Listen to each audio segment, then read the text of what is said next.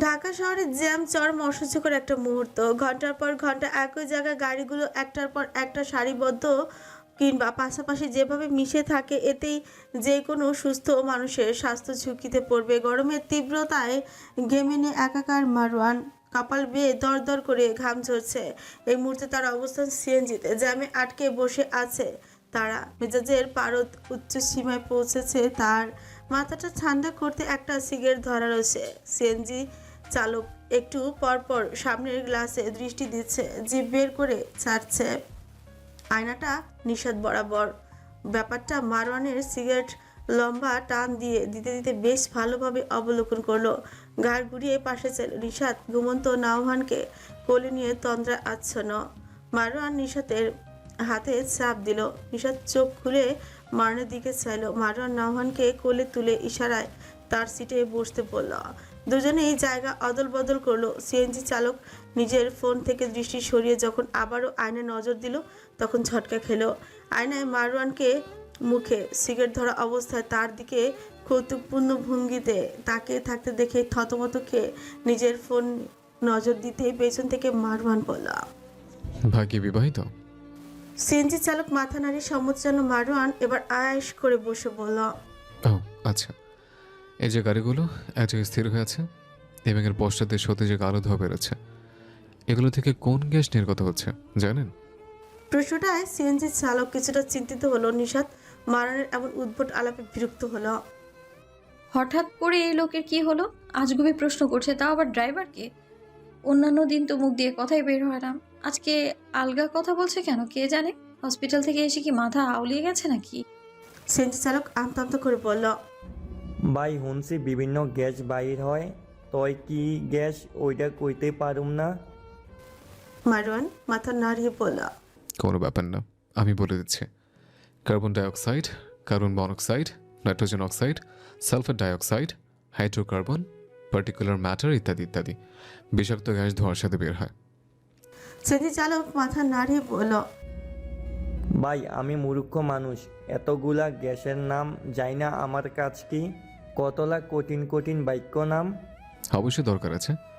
মনে করুন ঠাস করে মরে গেলেন, সবাই জিজ্ঞেস করবে, আহা বেচারা কেমনে মরলো, কত ভালো মানুষ ছিল, আচমকা মরে যাওয়ার কারণ কি?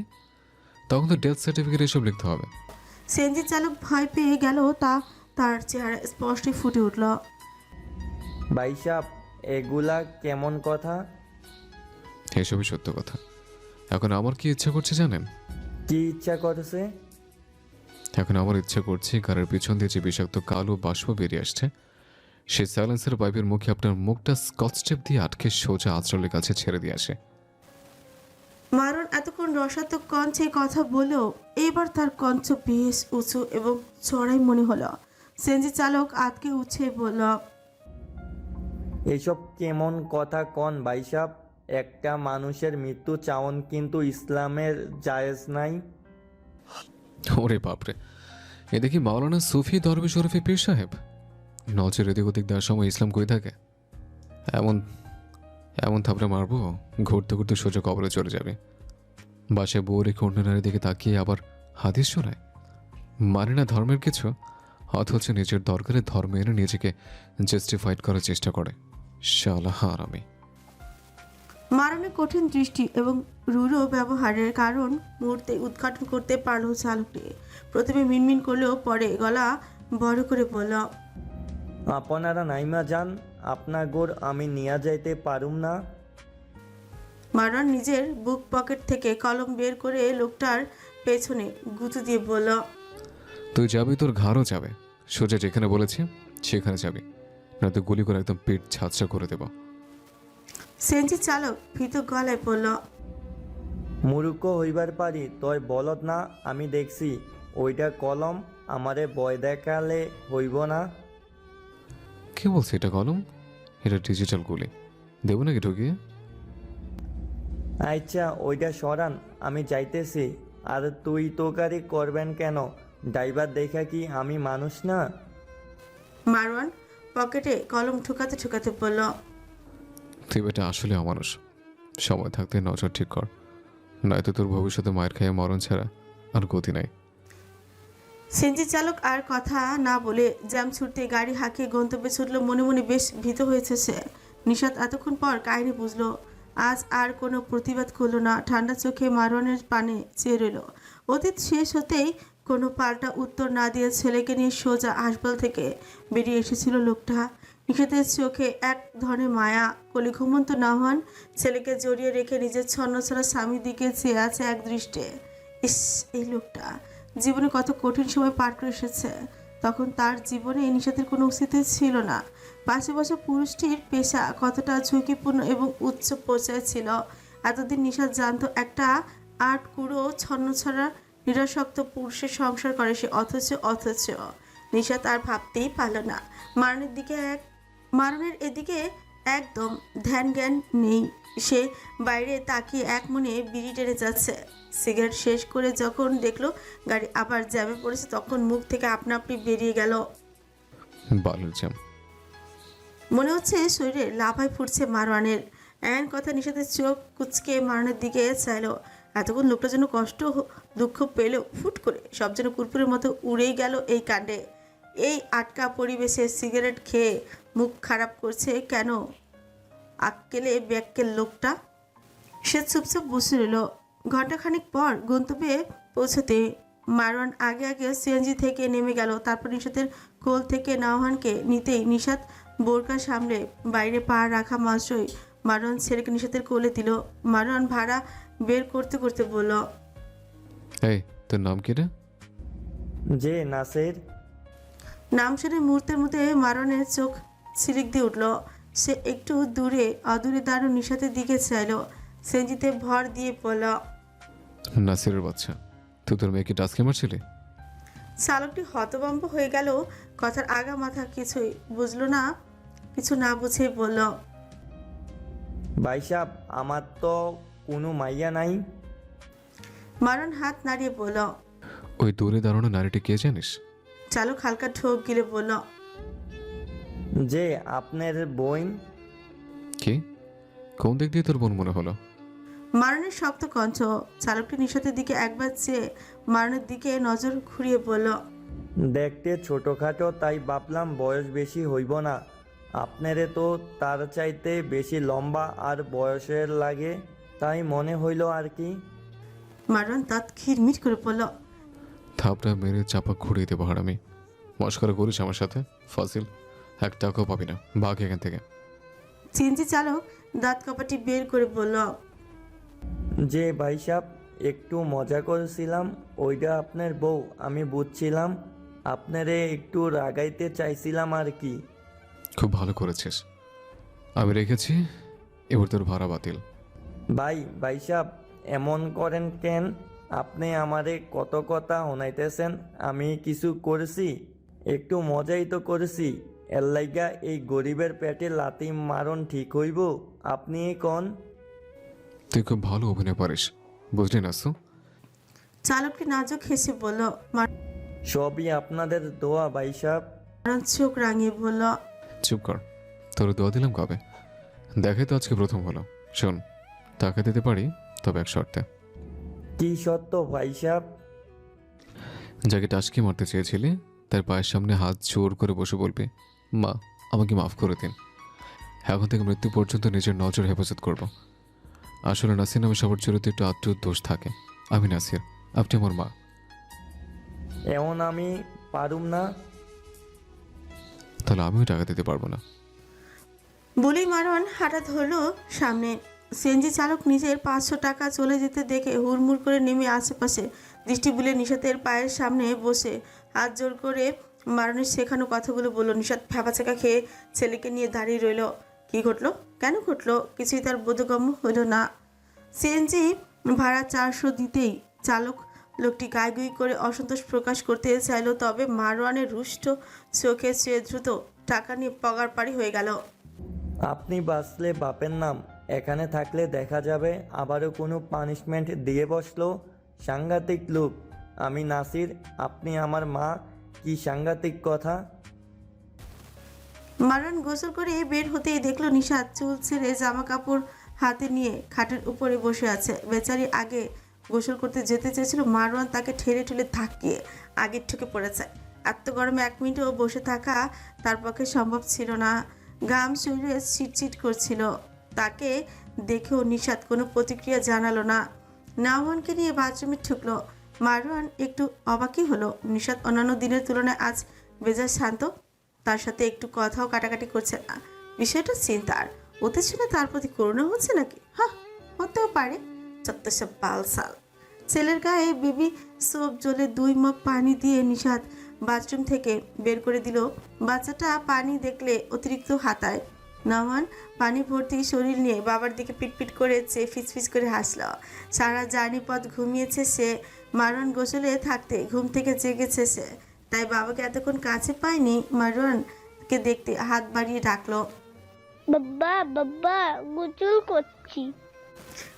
মারওয়ান গামছা নিয়ে এসে ছেলেকে এক হাতে পেঁচিয়ে মুছে দিতে দিতে বলল, এই পান্ডা, তুই এতক্ষণ ঘুমিয়েছিস কেন? সারাক্ষণ শুধু ঘুম আর ঘুম। নাওয়ান মাথা দিয়ে বাবার মুখে বাড়ি মেরে বলল, ঘুম আর ঘুম, ঘুম নাই। ছেলেকে ভালোভাবে মুছিয়ে দিয়ে মারওয়ান গামছা দিয়ে ছোট্ট শরীরটা পেঁচিয়ে রাখলো। নাওয়ান পেঁচানো গামছা সরাতে সরাতে নিজের ছোট্ট মাথাটা বের করে বাবার দিকে চাইতেই মারওয়ান বলে উঠল। টুকি, নাওয়ান উত্তেজিত হয়ে ফিসফিস করে হেসে দ্রুত গামছা দিয়ে মুখ ঠেকে বলতে লাগলো, টুকি টুকি। চুপ কর পুকি। নাওয়ান নিজের পাশে হাত রেখে বলল। টুকি নাই। মারওয়ান শুরু নাচিয়ে বলল, তোর বললাম পুকি, তুই বলিস পুকি। তোর শরম নাই? বাপের সামনে যেখানে সেখানে হাত দাস। নাওয়ান দাঁত বের করে হাত নাড়িয়ে নাড়িয়ে বলল, টুকি নাই, চরম নাই। চুমু পুপার চুমু নাই। চুমু পুপার অসুখ করছে। ছেলের কথায় মারণ গম্ভীর হয়ে গেল। চুপি চুপি গেঞ্জি প্যান্ট পরিয়ে সারা শরীরে পাউডার মাখিয়ে দিল। নিশাত ভেজা চুলে গামছা পেঁচিয়ে বালতি ভর্তি ধোয়া জামা কাপড় নিয়ে বের হলো। নাওয়ান মাকে দেখতেই লাফ দিয়ে উঠে পড়ল। মা মা। নিশাত ছেলের দিকে এক নজর তাকে হাসলো। মারওয়ানকে আশেপাশে দেখলো না। মাথায় কাপড় দিয়ে বারান্দায় গেল কাপড় চোপড় মেলতে। গিয়ে দেখলো মারওয়ান এক নাগারে সিগারেট সুখ টান দিতে ব্যস্ত। সে বেশ অবাকই হলো। আজকে লোকটার কি হলো? ঘন ঘন সিগারেট খাচ্ছে। অতীতের ক্ষতগুলো লোকটার মনে আবারও তাজা হয়েছে বোধ হয়।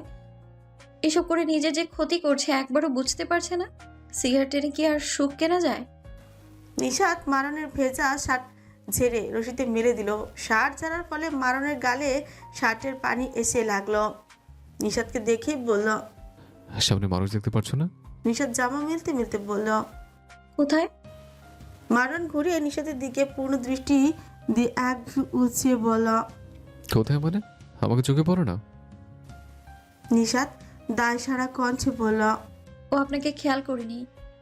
কপাল ভাঁজ করে মারওয়ান সরু দৃষ্টিতে চেয়ে বলল। তুমি এত বড় একটা মানুষ, খেয়াল করনি? করেছি, তবে গুরুত্ব দেওয়ার প্রয়োজন মনে করিনি। কেন? কারণ আপনি কোনো মহৎ কার্য সম্পাদন করছেন না যে আপনাকে গুরুত্বের সঙ্গে দেখতে হবে। বলে নিশাত চুলের উপর দাঁড়িয়ে উঁচু দড়িতে বাকি জামা কাপড়গুলো মেলতে লাগলো। মারন কিরমির করে বলল। টুল ছাড়া দড়িতে কাপড় মেলতে পারে না। শেষ যে গুরুত্ব অগুরুত্ব শেখাতে লিলিপুট কোথাকার। এত উঁচুতে দড়ি আপনি বেঁধেছেন, তাহলে আমিও বলি আপনাকে কারেন্টের খাম্বা তো এমনি বলি না। মারন ছুট পাকিয়ে বলল। হিংসা হয়? খুব। তা তো হবে। ছোট বড় হয়ে বড় সাইজের স্বামী পেয়েছ, হিংসা না হয়ে উপায় আছে?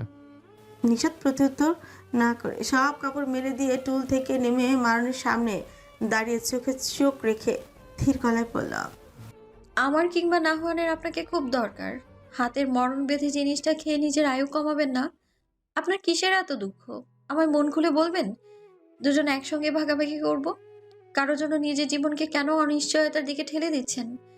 বন্ধু আপনার সঙ্গে ছলনা প্রতারণা করেছে দেখে আমাদের কষ্ট দেওয়ার কোনো অধিকার আপনার নেই। দিন শেষে আমাদের আপনি ছাড়া কেউ নেই, এটা অন্তত মাথায় রাখবেন। আমি নিতান্তই সাধারণ মানুষ। স্বামী সন্তান নিয়ে অনেক বছর বাঁচার স্বাদ আমারও আছে। বলে খালি বালতি নিয়ে বারান্দা থেকে বেরিয়ে গেল।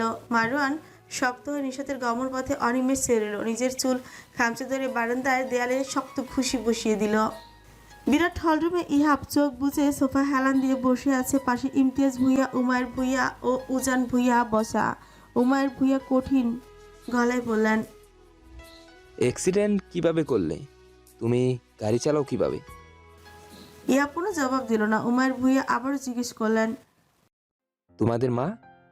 ছেলে সবার একটা না একটা সমস্যা লেগেই আছে। তোমাদের মা ছেলে সবার একটা না একটা সমস্যা লেগেই আছে। তোমার বউটা আসার পর থেকে বিপদ তোমাদের পিছুই ছাড়ছে না। মেয়েটা একটা কুফা।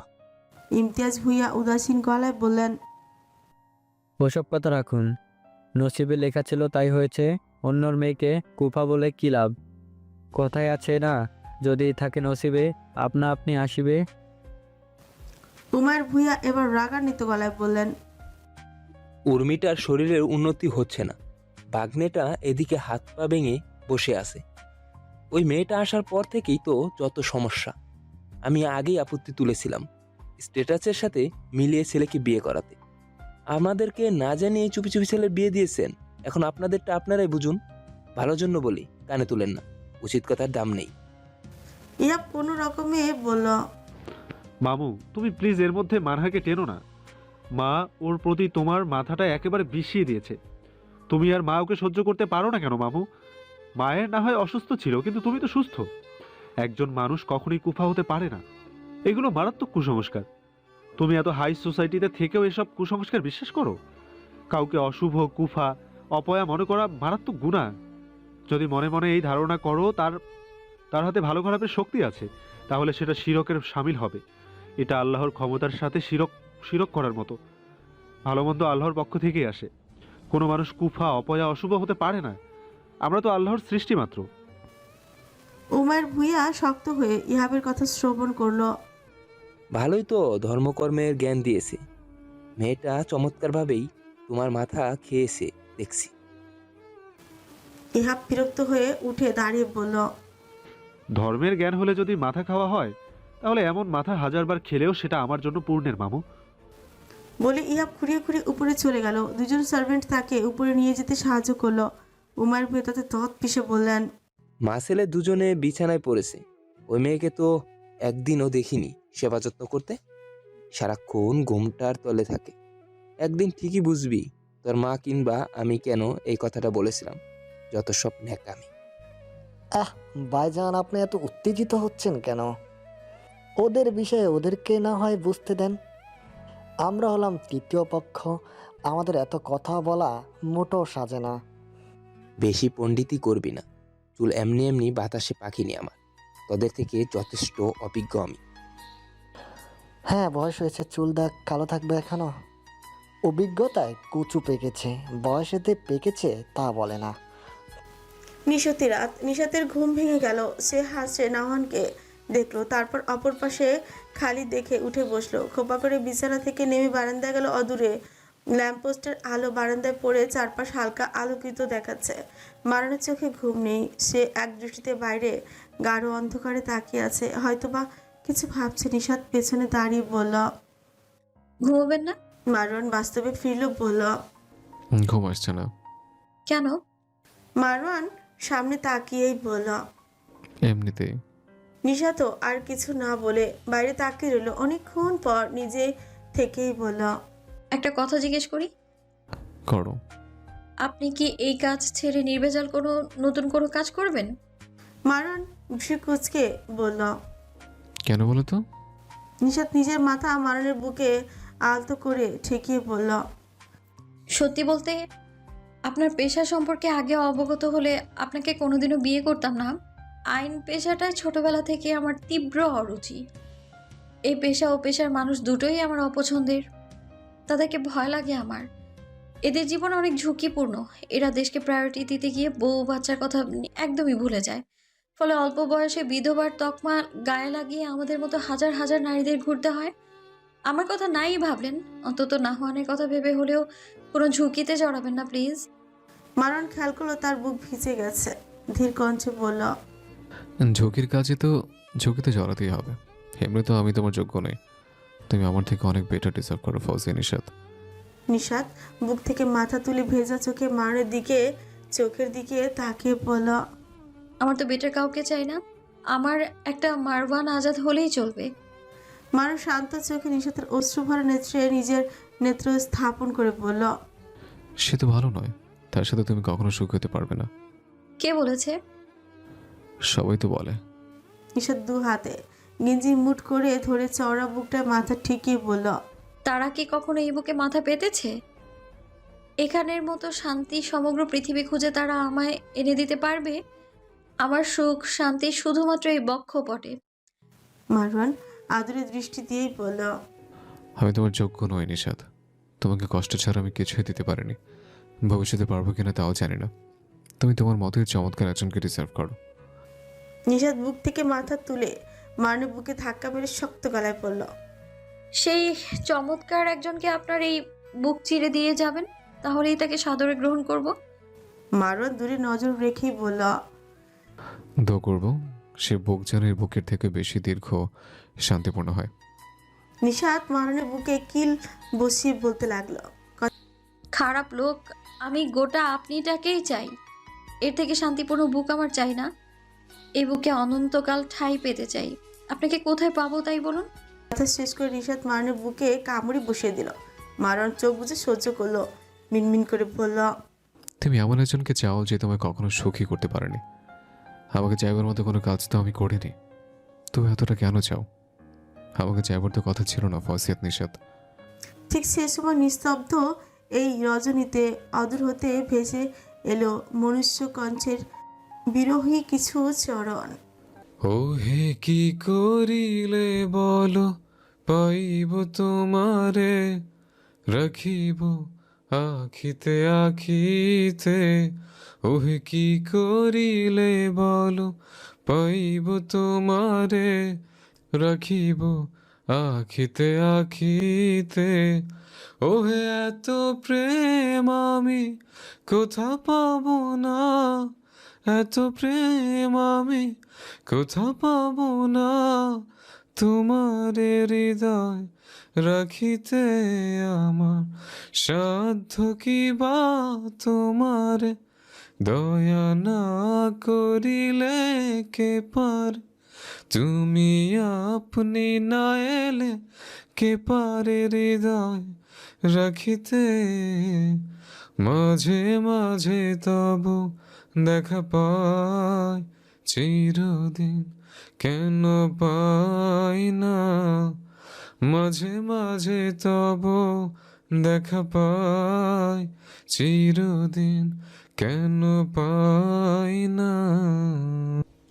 তিমির ফুরিয়ে ওষাকালের ঘন ঘটা অরুণোদয়ের মিষ্টি সুবাস অনিলে ছড়াচ্ছে দিক বিদিক। মহান রবের প্রার্থনা শেষে মান্না বারান্দার পাতায় চেয়ারে আসন পেতেছে। দৃষ্টি তার প্রভাতের আলো ছায়ার গগনে। ইদানিং শরীরে অবনতি দেখা দিয়েছে তার। খাবারে অরুচি, নিদ্রাহীন জীবন, সবকিছুর প্রতি তীব্র বিতৃষ্ণা, হুচ করে মেজাজের অনিয়ন্ত্রতা এবং মানসিক চাঁদাপোড়ানে সব মিলিয়ে বেশ হাঁপিয়ে উঠেছে বিবাহ পরবর্তী জীবনে। ইদানিং বেশিরভাগ সময় নিজ রুমে বন্দি জীবনযাপন করছে সে। এবার সঙ্গেও দূরত্বের সৃষ্টি হয়েছে। হাসপাতালে ঘটনার পর পরই জরুরি আলাপ ছাড়া একটা টু শব্দ হয় না এই দাম্পত্য জীবনে। সেও প্রায় 1 মাসের কাছাকাছি। তার কাছে মনে হচ্ছে সময় থমকে আছে, একটা কৃষ্ণ বর্ণ গহ্বরে আটকে গেছে সে। একমাত্র তার অস্তিত্ব ব্যতীত সেখানে আর কেউ নেই। আজ হুট করে মানহার তার বিবাহের কথা স্মরণ হচ্ছে। এই বিয়ে করায় মোটেও আগ্রহী ছিল না সে। পিতা মাহবুব আলম সেদিন তাকে ডেকে নিয়ে গিয়ে একান্তে শুধু একটা কথাই বলেছিলেন। সেই কথাটা এখনও তার কানে বাজে। না, এই বিয়ে করতে মাহবুব আলম তাকে মোটেও জোর করেননি, আর না তো কোনো ব্ল্যাকমেল করেছেন। তার সম্পূর্ণ মতামতেই বিয়েটা সেদিন হয়েছিল। বাবার প্রতি অগাধ বিশ্বাস ও শ্রদ্ধাতেই বোধহয় এই মতামত দিতে একটু কার্পণ্য করেনি সে। কিন্তু মান্নার একটা হিসেবে গরমে লেগেই যায়। বাবা বড় ভাইয়ের সম্পূর্ণ কাহিনী জেনেও এই লোকটাকে তার যোগ্য সঙ্গী ভাবলেন কি করে? যদিও মানহাকে সে যে অসুখী রেখেছে তাও নয়, তবু শ্বশুর এবং জামাইয়ের এই সম্পর্ক স্থাপনে কি কারণ থাকতে পারে যা সকলের থেকে গুপ্ত। মানহার মনে আছে বিয়ের প্রথম রাতে এই লোকটা তার স্বল্প ভাগ দেনমোহর শোধ করে দিয়েছিল। ওই রাতে দেনমোহর পরিশোধের অভিনয় করে তাকে একেবারে অজ্ঞান করে ফেলেছিল লোকটা। সেদিন উপরে উপরে ভয়হীন দেখালেও ভেতরে ভিতরে একদম ভয়ে সিটিয়ে গিয়েছিল সে। বিয়ের দেনমোহরে ধার্য করা হয়েছিল 8 লক্ষ। বিয়ের রাতে 2 লক্ষ পরিশোধ করে তার মাস চারেকের পরে বাকি 6 লক্ষ টাকাও পরিশোধ করে দিয়েছিল ইহাব। টাকাগুলো এখনও সযত্নে আলমারিতে তোলা আছে। সেখান থেকে মানহা 1 টাকাও খরচ করেনি। মূলত খরচ করার প্রয়োজনই পড়েনি। তার ভার্সিটির সমস্ত খরচা ইহাবই দেয়, আর টাকা খরচা করার মতো কোনো প্রয়োজনও পড়েনি এখনও। বিয়ের পর উর্মি ভুইয়ার মতো শাশুড়িকে পেয়ে মানা মহা খুশি হয়েছিল। সব কিছুতেই মায়ের মতো আগলে রাখতেন, অথচ সেই তার ওই ভয়ঙ্কর রূপের সাথে পরিচিত হয়ে সে সবচেয়ে বড় ধাক্কাটাই খেয়েছিল। উর্মি ভুইয়ার এমন সীমাহীন পরিবর্তন তার মস্তিষ্কে এখনও ধারণ করতে সক্ষম হয়নি। মানহার ভাবনা চিন্তার অন্ত ঘটল চেয়ার টানার শব্দে। বুঝলো তার পাশে চেয়ারে এগিয়ে কেউ বসেছে। মানহা সেদিকে চাইল না, দৃষ্টি নিবদ্ধ তার অদূরে বক্ষ পিঞ্জরের কুঞ্জে। ইহাব বেশ কয়েকবার গলা খাকারি দিল। মানহা শেষে বিরক্ত হয়ে মুখ খুলল। কিছু বলার হলে বলুন, অহেতুক কানের কাছে খুচুর মুচুর করছেন কেন? ইহাব মানহার দিকে পূর্ণ দৃষ্টি দিয়ে শুধ হয়। ওহে প্রভাত রাগিনী, মন কেন বিষণ্ণ তোমার? মানহা এর কোনো জবাব দিল না। তাকে চুপচাপ থাকতে দেখে ইহাব মলিন বদনে বলল, আজ ডাক্তারের কাছে নেব তোমায়, তৈরি থেকো। কোথাও যেতে ইচ্ছে করছেন না, যেদিন ভালো লাগবে সেদিন যাবো। ইহাব দৃঢ় গলায় বলল। তোমার ভালো লাগে না দেখিয়ে নিতে চাইছি। মানহা এর কথারও জবাব দিল না। অদূরে চেয়ে রইল নির্নিমেষ। ইহাব মানহার বিরক্তবোধ বুঝতে পেরে উঠে চলে যেতে নিলে মানহার কথায় থমকে দাঁড়ালো। জানেন, বিয়ের আগে বাবা আমাকে একান্তে কিছু কথা বলেছিলেন। ইহাব উল্টো ঘুরে দাঁড়ানো, পেছন ঘুরল না। মানহাও সামনে দৃষ্টি স্থির রেখেই বলে চলল। এর মধ্যে একটি ছিল আপনি নাকি আমার যোগ্য জীবনসঙ্গী। কথাটা আমি একটু বিশ্বাস করতে চাইনি, তবে বাবাকে অবিশ্বাস করার ক্ষমতাও আমার ছিল না। এবার মানহা চেয়ার ছেড়ে উঠে দাঁড়িয়ে ইহাবের সামনে দাঁড়িয়ে চোখে চোখ রেখে বলল, বাস্তবিকই বাবার কথাটা একটু মিথ্যা ছিল না। আপনি জীবনসঙ্গী হিসেবে নিখুঁত হলেও মানুষ হিসেবে জঘন্য ত্রুটিযুক্ত। বলেই মানহা রুমে চলে গেল। ইহাব ঠায় দাঁড়িয়ে রইল অনিমেষ। নাস্তার টেবিল বমি করে ভাসিয়ে ফেলেছে মানহা। খেতে খেতে আচানক বমির উদ্গীরণ ঘটেছে। উর্মি ভুইয়া, ইমতিয়াজ ভুইয়া হুলস্থুল করে দাঁড়িয়ে গেলেন। মানহার পাশের চেয়ারে ইহাবের শরীর মাখামাখি হয়ে আছে। সে কোনো রকমে নাক মুখ চোখ বন্ধ করে শক্ত হয়ে বসে আছে। উর্মি ভুইয়া চেঁচিয়ে বললেন, এই মেয়ে, তুমি দেখোনি আমরা খাচ্ছি? বমি পেলে বেসিনে যেয়ে করতে পারতে। সকলের খাবার নষ্ট করলে কেন? দিন দিন একটা অসহ্যে পরিণত হচ্ছে। ইয়াক, আমারও বমি পাচ্ছে। এখানে 1 সেকেন্ড থাকলে আমিও সব বের করে দিব। রাবিশ। বলে গটগট পায়ে উপরে চলে গেলেন তিনি। পিছু পিছু ইমতিয়াজ ভুইয়াও গেলেন। এখানে থাকা তার জন্য পসিবল নয়। পুরো ডাইনিং রুম এখন ফাঁকা। সার্ভেন্টরা এসে টেবিল পরিষ্কার করে লেগে পড়লো। মানহা পাথরের মতো নির্জীব ভঙ্গিতে বসে রইল। ইহাব কিচ্ছু বলল না। ধীরে ধীরে উঠে দাঁড়িয়ে মানহাকে ধরতে নিলে মানহা একদম শক্ত হয়ে বসে থাকলো, নড়ল না এক বিন্দু। ইহাব রাগান্বিত স্বরে বলল, জিদ দেখালে এতগুলো সার্ভেন্টের সামনে কঠিন থাপ্পড় খাবে। কথা শেষ করে মানহাকে কাঁধে তুলে নিচের ওয়াশরুমে নিয়ে এলো। যেখানে যেখানে বমি লেগেছে সবখানে পানি দিয়ে পরিষ্কার করে দিল। মানহা বারবার বারণ করলেও তার নিষেধাজ্ঞা মানল না। নিজেকেও পরিষ্কার করে ফের আবার মানহাকে কাঁধে তুলে উপরে নিয়ে এলো। মানহা অহেতুক চেঁচালো, বিশেষ ফায়দা হলো না। রুমে এনে ওয়াশরুমে নামিয়ে বলল, শরীর থেকে বমির গন্ধ আসছে, শরীর শাওয়ার নিয়ে ফেলো। মানহা তেরামি করে বলল, পরে করব। ওকে। বলে ইহাব রুম থেকে দুজনের কাপড় এনে ওয়াশরুমে দরজা বন্ধ করে দিল। মানহা চিল্লিয়ে বলল, আপনি গোসল করলে করুন, আমাকে বের হতে দিন। নব, আজকে একসঙ্গে অঙ্গ ধৌত হবে। মানহা চোখ রাঙিয়ে বলল, অশ্লীল কথাবার্তা বলবেন না, বের হন বলছি। ইহাব মানহার কথা গ্রাহ্যই করলো না। বাথরুমে পানি ভর্তি করতে লাগলো। মানহা এই ফাঁকে বেরিয়ে যেতে নিলে ইহাব খপ করে তাকে ধরে ফেললো। মানহা চেঁচাতে চেঁচাতে গলা ব্যথা বানিয়ে ফেলেছে। ইয়াব মানহাকে ধরে রেখে বলল, এত হাউকাউ করো না, কানের পর্দা ফাটার জন্য নড়াচড়া করছে, সো ডোন্ট শাউট। বাসটা ভর্তি হয়ে গেল। এক হাত দিয়ে নিজের পরনের শার্ট খুলতে নিলে মানহা ফুপিয়ে কেঁদে উঠল। ইতিমধ্যে ইহাব অর্ধেক শার্ট খুলে ফেলেছে। মানহার কান্না শুনে বলল, ঢং করবে না রেড পাউডার, মনে হচ্ছে এই প্রথম আমাকে উদাম দেখছো। সম্পূর্ণ শার্ট খুলে মানহাকে নিয়ে বাথটবে ঝাঁপিয়ে পড়ল। নিশাত বিড়াল ছানাকে দুধ দিয়ে ঢাকা উঠাতে বাইরে গেল। নাওহান বিড়াল ছানার সামনে উপর হয়ে মনোযোগী দৃষ্টিতে খাওয়া দেখছে। পাশেই তার অর্ধ খাওয়া গুঁড়ো দুধের বাটি। মারওয়ান দরজা আটকে ছেলের পাশে এসে বলল, কিরে, কি করিস কবুতরের ছাও? নাওহান দু হাত গালে ঠেকিয়ে বাবার দিকে চেয়ে বলল, বিল্লু চারা ডুডু খায়। হ্যাঁ, দেখতে পাচ্ছি। নাওহান ফিচফিচ করে হেসে বলল, আমিও ডুডু খাই, বিল্লু চারাও খায়। মারওয়ান রসিকতার সহিত বলল। বাহ, এখন দুজনে গলায় গলায় মিলিয়ে ফেল। নাওহান বাবার কথা রাখতে বিড়াল ছানাটাকে টিপ দিয়ে ধরল। মারওয়ান নিষেধ করে বলল, ওকে রাখ, চল একটা খেলা খেলি। নাওহান উৎসাহী হয়ে বলল। চলো কেলি। মারওয়ান ফ্লোরে আসন পেতে বলল। খেলার নাম লুকোচুরি। নাওহান বিস্মিত গলায় বলল, লুকোচুরি?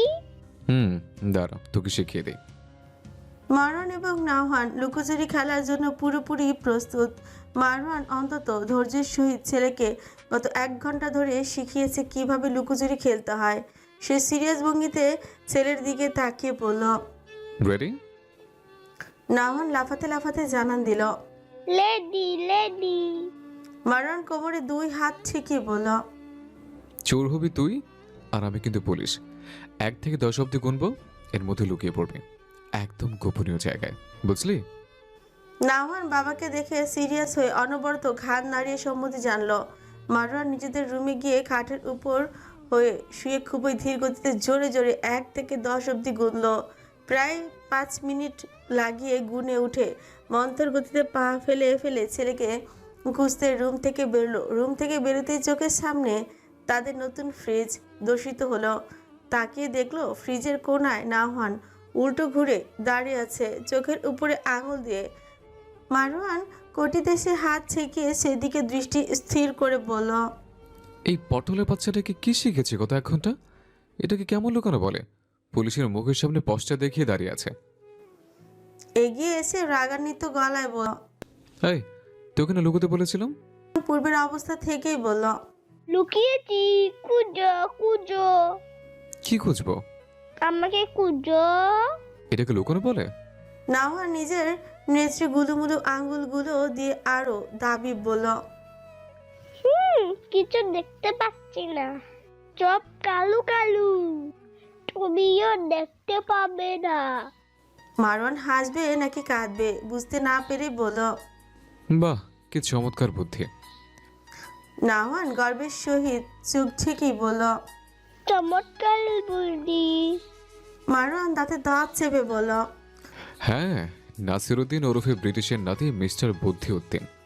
নাওহান তবুও পিছু ঘুরল না। মারওয়ান তাকে কাঁধে তুলে নিয়ে বলল, পুরো খেলা বানচাল করে দিয়েছিস আন্টার বাচ্চা।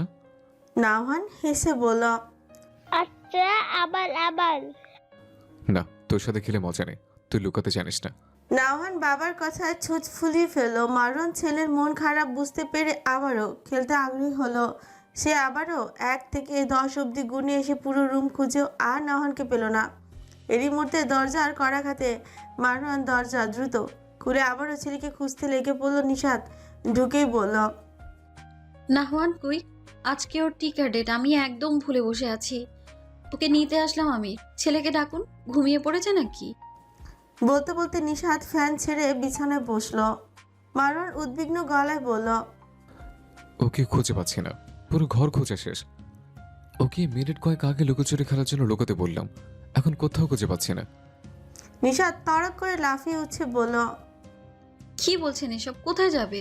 ভালো করে খুঁজে দেখুন, আছে আশেপাশে কোথাও। ঘর তো আমাদের বড় নয় যে খুঁজে পেতে সমস্যা হবে। মারওয়ান অধৈর্য কণ্ঠে বলল, আরে সব জায়গায় তন্ন তন্ন করে খুঁজেছে, ডাক দিচ্ছে, সারাও দিচ্ছে না। নিশাত অস্থির হয়ে সম্পূর্ণ ঘর খুঁজলো, কোথাও বাচ্চাটা চিহ্নটুকু পর্যন্ত নেই। সে মারনের শার্ট খামচে ধরে বলল, এই মারওয়ান আজাদ, আমার ছেলেকে এনে দিন বলছি। আপনি নিশ্চয়ই নাটক করছেন, প্লিজ এসব করবেন না। আমার দম আটকে আসছে, নিঃশ্বাস নিতে পারছি না আমি। আমার বুকের মানিক কোথায় বলুন? মারন নিজেরও ভিতরে ভিতরে অস্থির হয়ে আছে। উপরে শব্দ দেখালো ছেলের চিন্তা অসুস্থ অসুস্থ লাগছে, গলা শুকিয়ে গেছে, তীব্র পিপাসা, পানির অভাব বোধ করলো। দ্রুত ফ্রিজ খুলে পানি খেতে নিলে দেখলো নাওয়ান ফ্রিজে ঢুকে বসে আছে। মারন দ্রুত কোলে নিয়ে বলল, তুই এটার মধ্যে কি করিস রে ফায়াজ? নিশাত পিপাসার্ত জননীর মতো মারনের কোল থেকে ছেলেকে ছিনিয়ে এনে বুকের মধ্যে চেপে রাখলো অনেকক্ষণ। চুমুতে চুমুতে ভরিয়ে দিল। ফ্রিজে থাকায় হালকা শরীর ঠান্ডা হয়েছে, ভাগ্যিস নর্মাল ঢুকেছিল। ডিপ ফ্রিজে ঢুকলে তার মানিককে আজ বোধ হয়। নিশাত আর ভাবতে চাইল না, হু হু করে কেঁদে দিল। নাওয়ান মাকে কাঁদতে দেখে দাঁত বের করে বলল, একটু লুকাচ্ছি। মারন এগিয়ে এসে বলল, আর লুকানো জায়গা পাসনি? নাওয়ান বাবার দিকে চেয়ে বলল, তুমি তো বলছো। মারওয়ান তড়িঘড়ি করে জবাব দিল, এই আমি বলেছি মানে?